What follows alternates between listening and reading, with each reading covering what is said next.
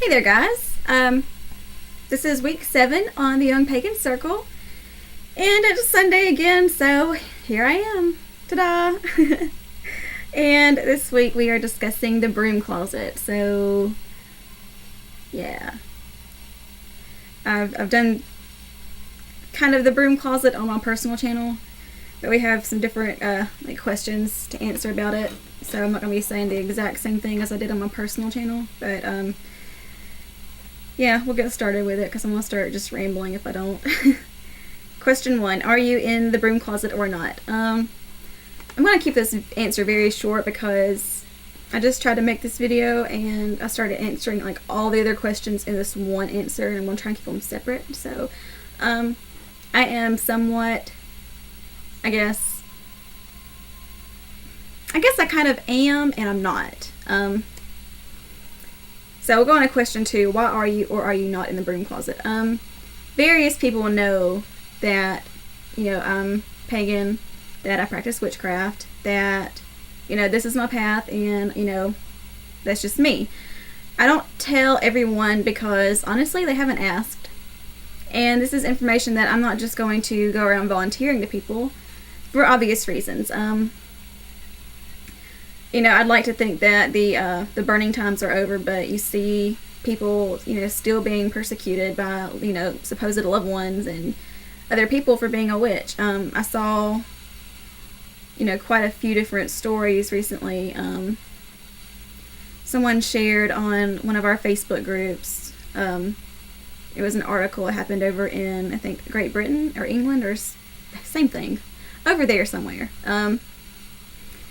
But I think a mother and a father, if you've seen this, correct me if I'm wrong, but they killed their 8-year-old son because he was, I guess, practicing witchcraft. And, you don't know who all you're going to encounter, and you don't know what these people are thinking. There are still some very radical thinking Christians out there and other groups who are, convinced, hands down, that we are bad, that we are evil, because of these, radical ideas that have been passed down, since, Christianity first came about, since they started converting the pagans and, demonizing, witchcraft and, things like holistic medicine and women in general, to be honest with you. Who was it? Helen Demetrio shared a link on Facebook yesterday, and it was called The Burning Times, I think. It's a documentary, and it's about the burning times, and it was really sad. But, I think that's why I don't just walk around telling everyone. I do usually wear my pentacle. And if someone, is genuine and curious about my beliefs, I don't mind telling them as long as they're open-minded and I know this person, because there's no point in just sitting there arguing back and forth with somebody about something, because if you do encounter someone that has more radical beliefs about what we do, then, those people tend to get hostile. They tend to, just get very angry and want to start just casting stones at you, basically. And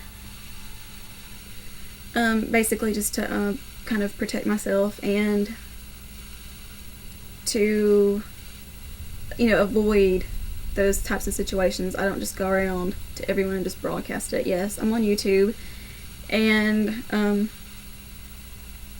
me that is, kind of being out, because anyone could be on YouTube and find this and see me talking about these types of things and be like, I know that person. And so yeah, to me that's kind of being out, because you're not just totally all to yourself,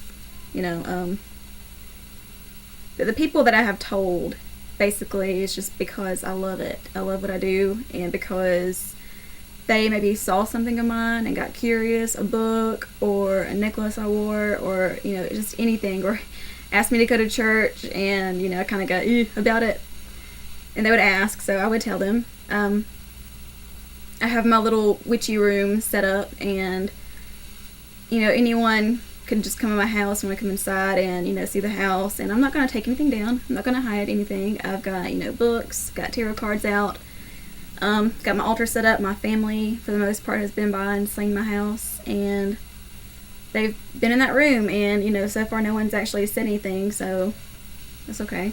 God, I'm rambling. I'm just uh, what stops you from coming out, or what makes you open about your craft work and spiritual beliefs?